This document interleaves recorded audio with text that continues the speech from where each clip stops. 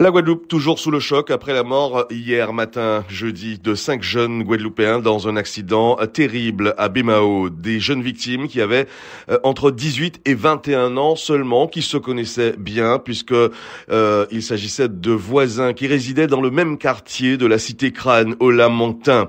Les circonstances exactes de l'accident seront déterminées par une enquête, mais malgré tout, selon des constatations faites sur place, notamment concernant le point d'impact de ce choc frontal, l'un des deux véhicules légers se serait déporté sur la voie opposée pour une raison que l'on ignore encore, entre les giratoires de Beau-Soleil et de Vanche. Selon d'autres informations, on apprend que c'est bien la Twingo avec ses 5 occupants qui circulaient en direction du Lamentin qui se serait, on ne sait pour quelle raison, retrouvée sur la voie opposée en venant frapper de plein fouet la voiture qui arrivait en face. La vitesse pourrait aussi être en cause dans cet accident qui, il faut le rappeler, a également fait un blessé grave, âgé de 26 ans.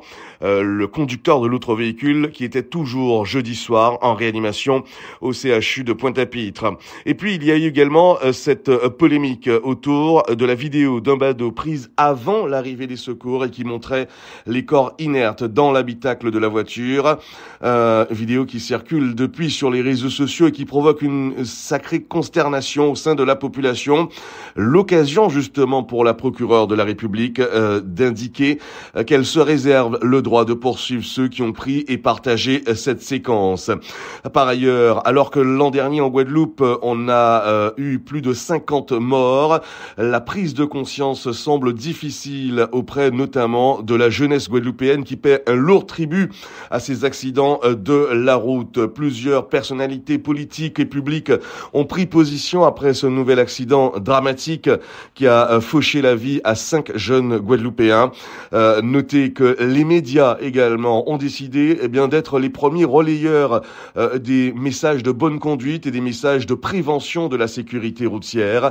De grandes opérations intermédiaires devraient bientôt avoir lieu, notamment avec l'appui du conseil départemental qui avait lancé déjà il y a quelques jours une nouvelle campagne de sensibilisation que l'on pouvait voir sur des panneaux 4x3 sur l'ensemble du réseau routier de la Guadeloupe.